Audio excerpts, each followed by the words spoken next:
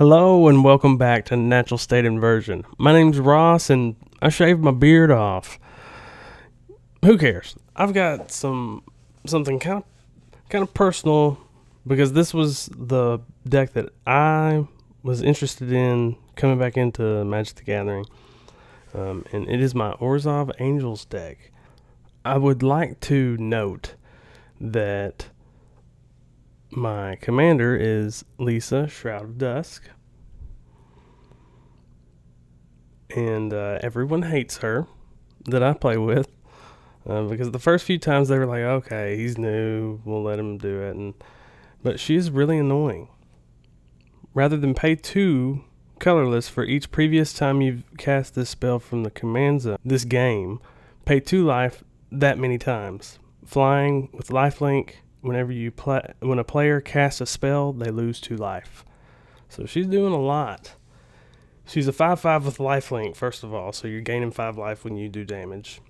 She's a 5/5, which is not bad. And whenever a player casts a spell, they lose 2 life. And in Commander, you can pay 2 life. You're gaining a lot of life in this deck, guys. Just so you know. But yeah, it takes a long time to get going. But once it does, it's kind of nasty. My wife loves this deck. There's a few cool win cons and there's a few cool combos. I think I took the infinite stuff out because I wanted to kind of downgrade a little bit.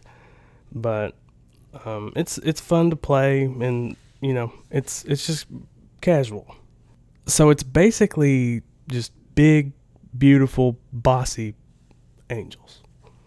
You can see right here that these sleeves that I had them in, I got a good year's use out of them, but you can see they're pretty cloudy. And these were matte to begin with, so not the clearest anyways. So I went and I got these quite a while ago, probably about a year ago, for $10.50.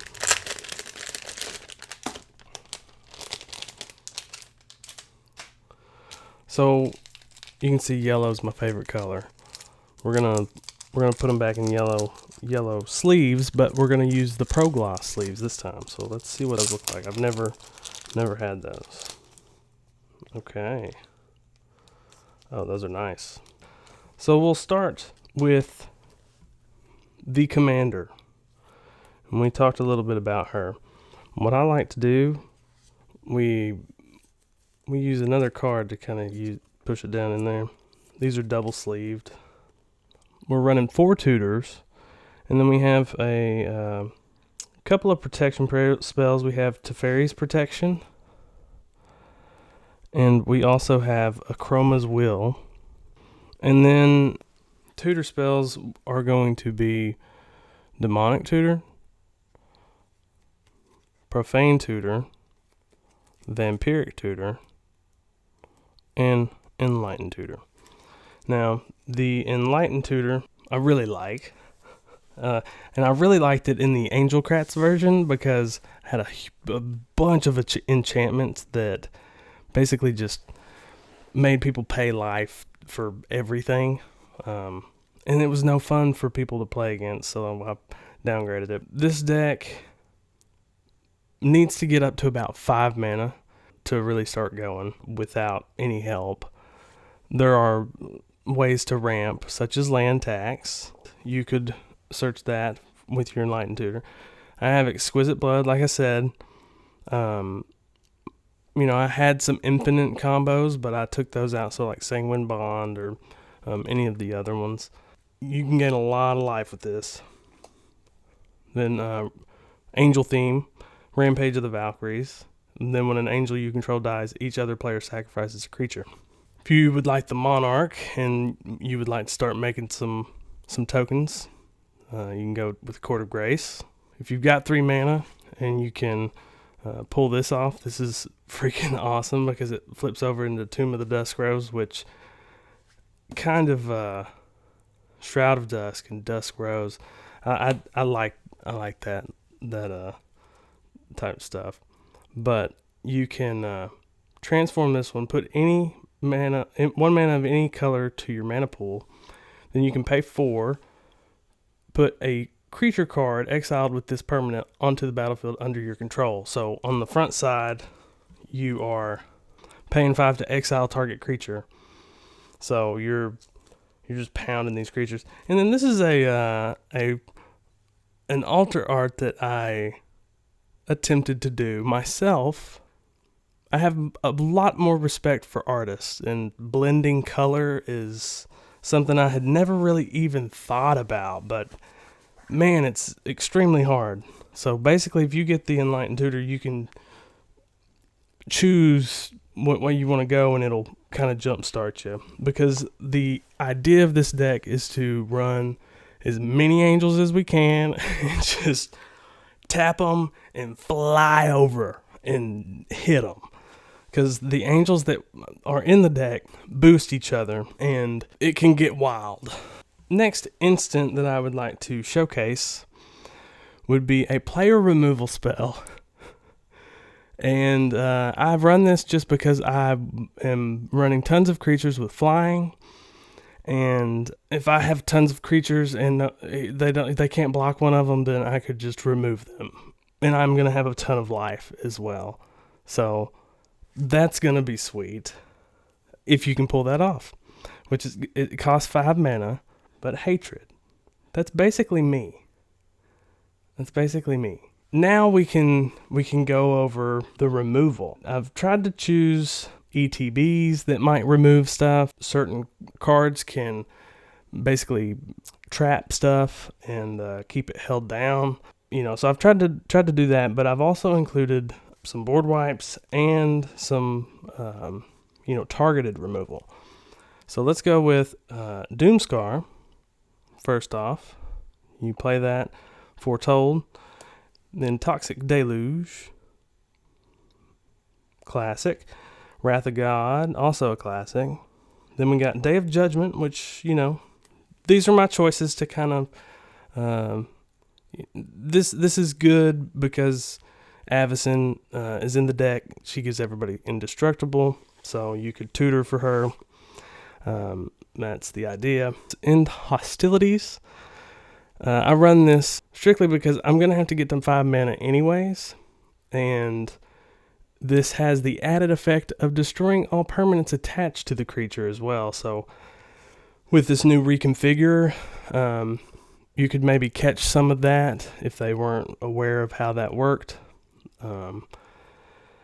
Then we have Damn, which you can destroy target creature for 2 black.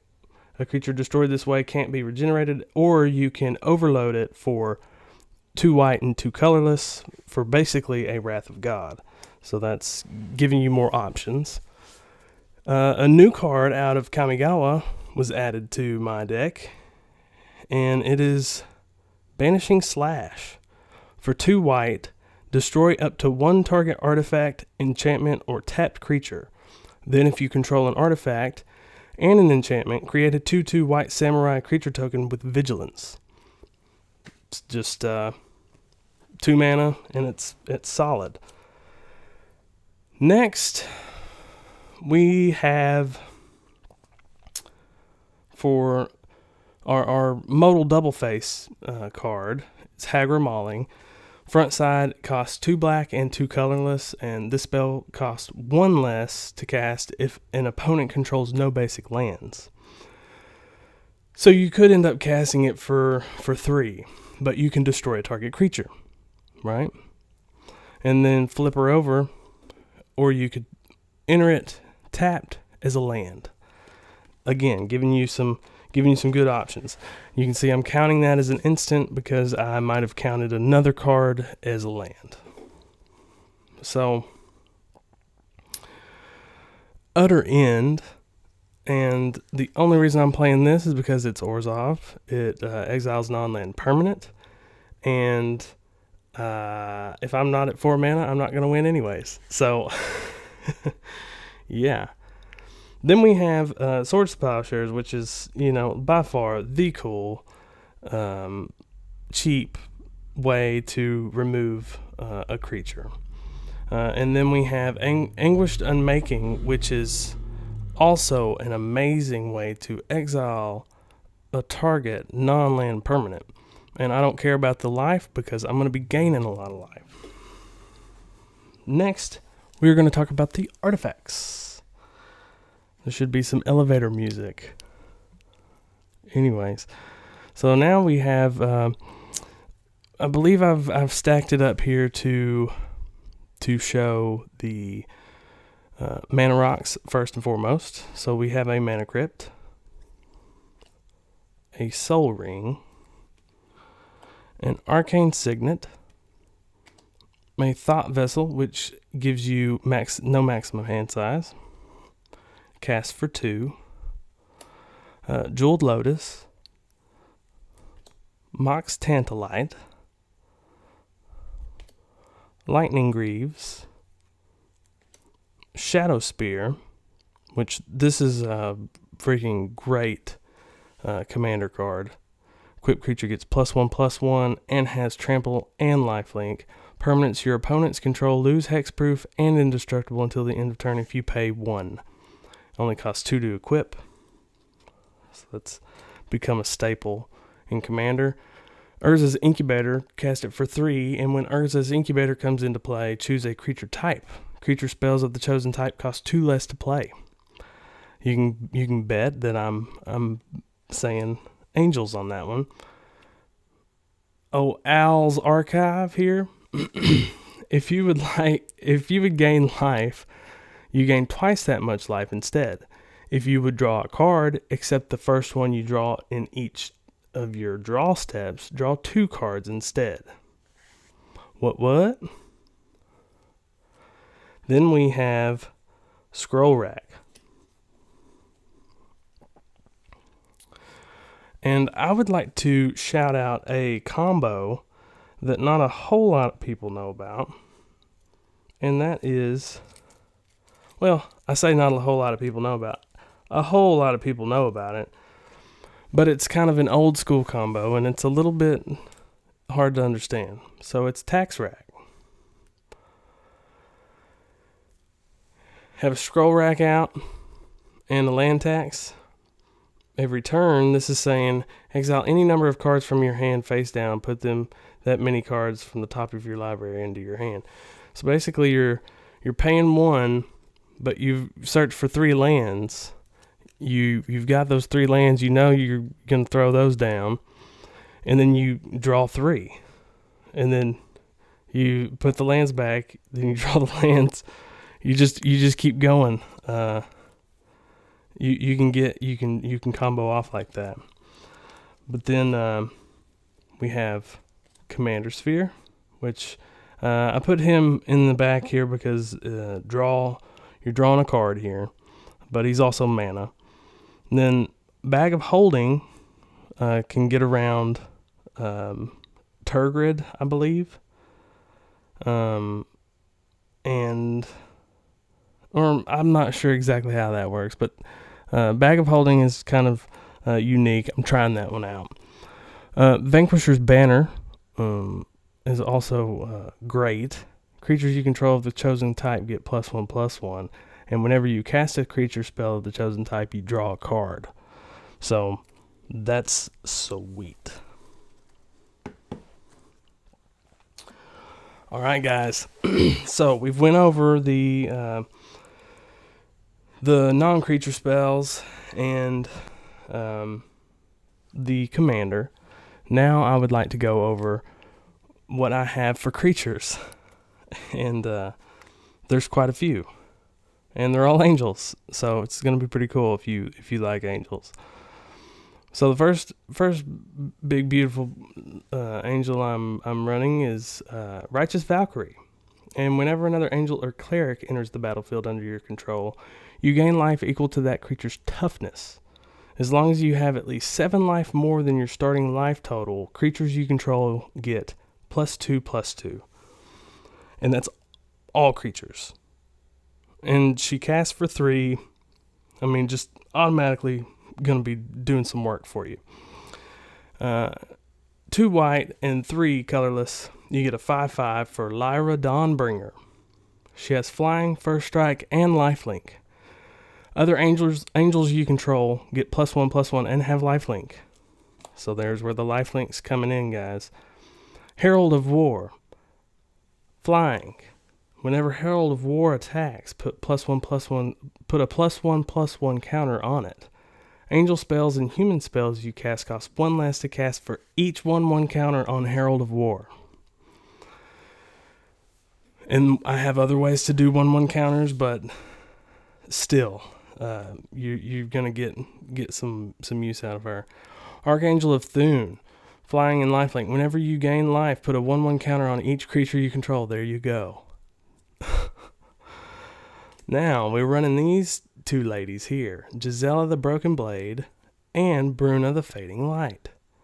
And if you're familiar with these two ladies, you don't want to mess with them because they come together and join to become Brazilla, Voice of Nightmares. Flying, first strike, vigilance, lifelink. Your opponent can't cast spells with converted mana cost 3 or less. So counterspell, bye-bye. So yeah, pretty cool. I think. Your opponent might not think like that, though. And usually they don't. Now, have Avison, Guardian Angel. You cast her for 3 white and 2 colorless. Flying and Vigilance. You can pay 1 white and 1 colorless to prevent all damage that would be dealt to another target creature this turn by sources of the color of your choice. And that's not just your creatures. You can play this politic-wise. That's why I have it in here, just to see, just to have fun with the angels, right? Then you can pay 5 and 2 white. Prevent all damage that would be dealt to target player this turn by sources of the color of your choice. So that's pretty powerful. Then we have Avison, Angel of Hope. And we have her with flying, vigilance, and indestructible, and other permanents you control have indestructible. Pretty powerful. Baneslayer Angel, flying, first strike, lifelink, protection from demons and from dragons. Adhikar Valkyrie. She's a snow creature. She's an angel, flying and vigilance, and you can tap her when target creature other than Adhikar Valkyrie dies this turn. Return that card to the battlefield under your control. Very powerful. Linvala, Keeper of Silence. Activated abilities of creatures your opponents control can't be activated. Angel of Despair. Cast Urza's Incubator, you take her down a couple notches, and when she enters the battlefield, destroy a target permanent. Resolute Archangel, honestly, this is not... I don't think that there's a time that this would be sweet to pull. I could probably get rid of her and add someone else, but right now, I love the art, and there is a chance that I might pull her and need it, and it'd be really cool. Shattered Angel, flying, and whenever a land enters the battlefield under an opponent's control, you may gain 3 life. So that's each turn. If somebody plays a land, you're gaining 3 life. If they have a landfall deck and they're playing like 3 lands in a turn, you're gaining 3, 6, 9 life. So that's pretty cool. Valkyrie Harbinger. Flying with lifelink. At the beginning of each end step, if you gain 4 or more life this turn, create a 4/4 white angel creature token with flying and vigilance. Karmic Guide. Has flying and protection from black. Has an echo cost, but when Karmic Guide enters the battlefield, return target creature card from your graveyard to the battlefield. Angelic Guardian. Flying. When 1 or more creatures you control attack, they gain indestructible until the end of the turn. Achroma, Vision of Ixidor. Flying. First strike. Vigilance. Trample. At the beginning of each combat, if you don't know what this lady does, she adds a 1/1 counter for every Uh, each other creature gets flying if it has flying. First strike if it has first strike. Trample if it has a +1/+1 counter for everything. It's freaking crazy. Pristine Angel, flying. As long as Pristine Angel is untapped, it has protection from artifacts and from all colors. Whenever you cast a spell, you may untap Pristine Angel. Angelic Accord. At the beginning of each end step, if you gain 4 more life this turn, put a 4/4 white angel creature token with flying onto the battlefield. Angelic Skirmisher. At the beginning of each combat, choose First Strike, Vigilance, or Lifelink. Creatures you control gain that ability until the end of the turn. And then you got Liesa, the Forgotten Archangel, which is the sister card to the commander. And she has flying and lifelink, and whenever another non-token creature you control dies, return that card to its owner's hand at the beginning of the next end step. If a creature an opponent controls would die, exile it instead. Eradicator Valkyrie, flying, lifelink, and hexproof from planeswalkers. And he has a boast ability, and you can sacrifice a creature or planeswalker, and each opponent sacrifices a creature or planeswalker. Pretty powerful. Sarah's Emissary. When she enters the battlefield, choose a card type. You and creatures you control have protection from the chosen card type.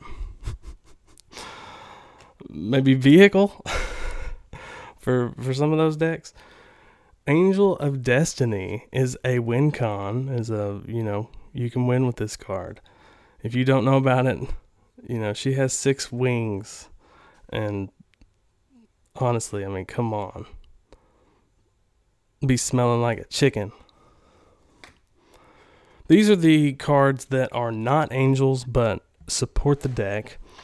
And they are creatures. So first we have Bishop of Wings, which you have to have this cleric in your angel deck. And if you don't, it's not an angel deck. Whenever an angel enters the battlefield under your control, you gain 4 life. Whenever an angel you control dies, create a 1/1 spirit creature token with flying. It costs 2 white.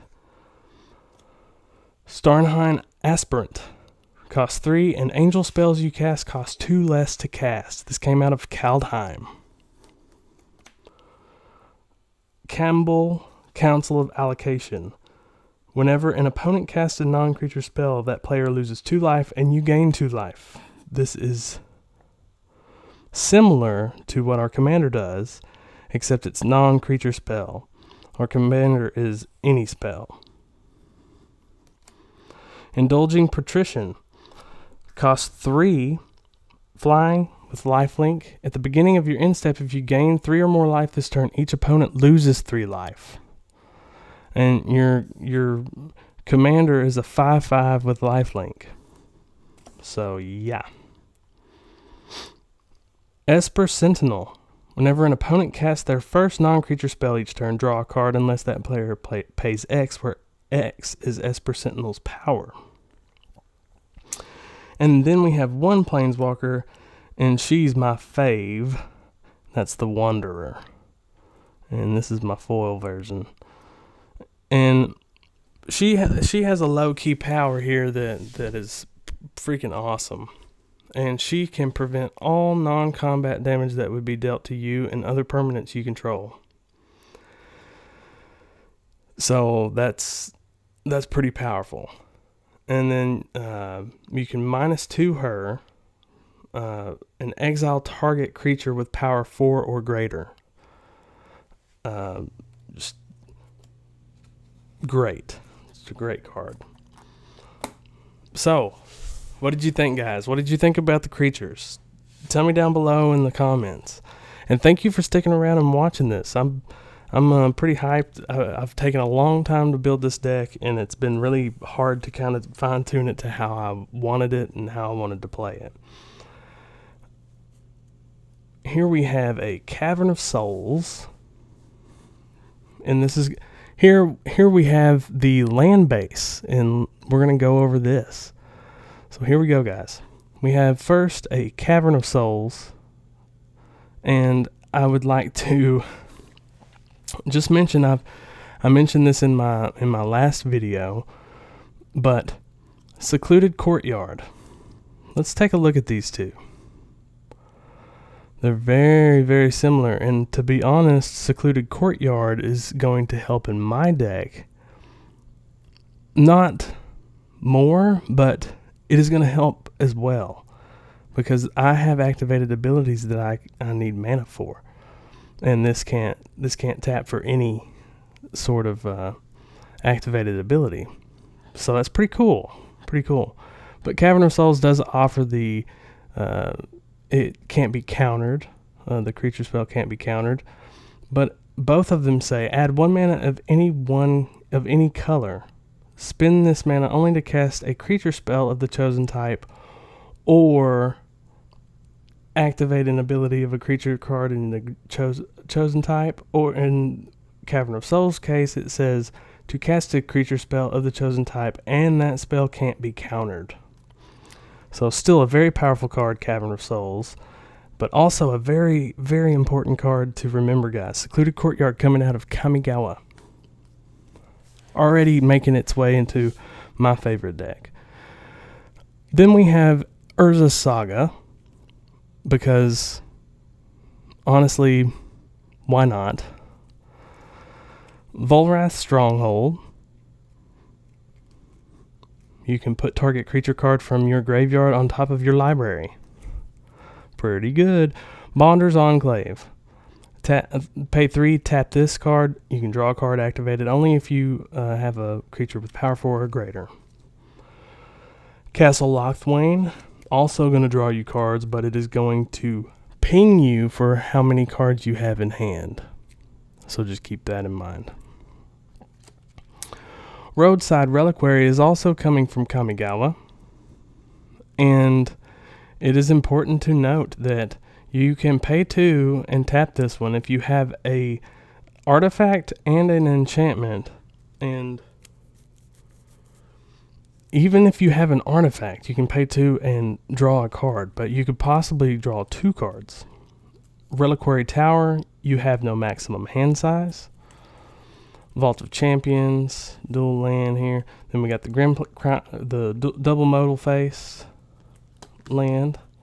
Amiria's Call, which is also the land. Ondu Inversion. Heck yeah, we love that card. Also flipping to the land. Agadeem's Awakening, also a double modal face card.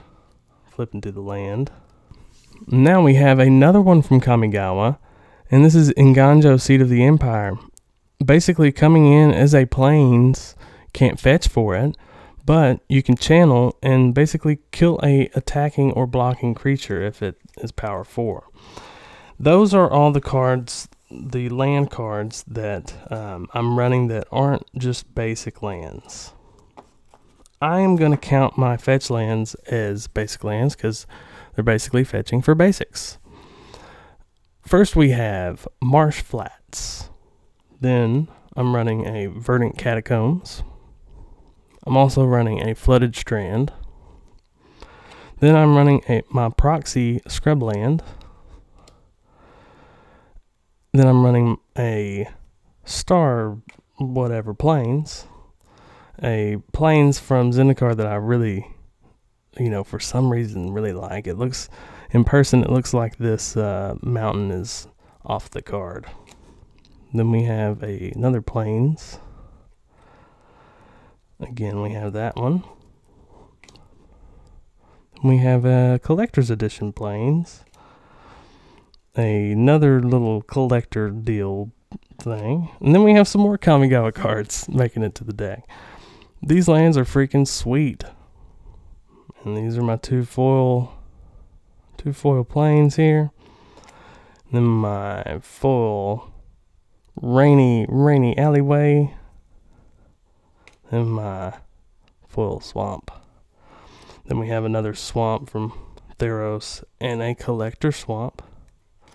And another little dead tree swamp. Then an actual swamp. Alright guys.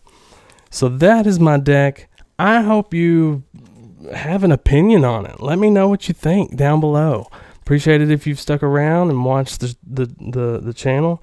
Right now, I'm going to slow roll these spirit cards. If you don't mind, take a moment and go below and just make a comment and hit the like button.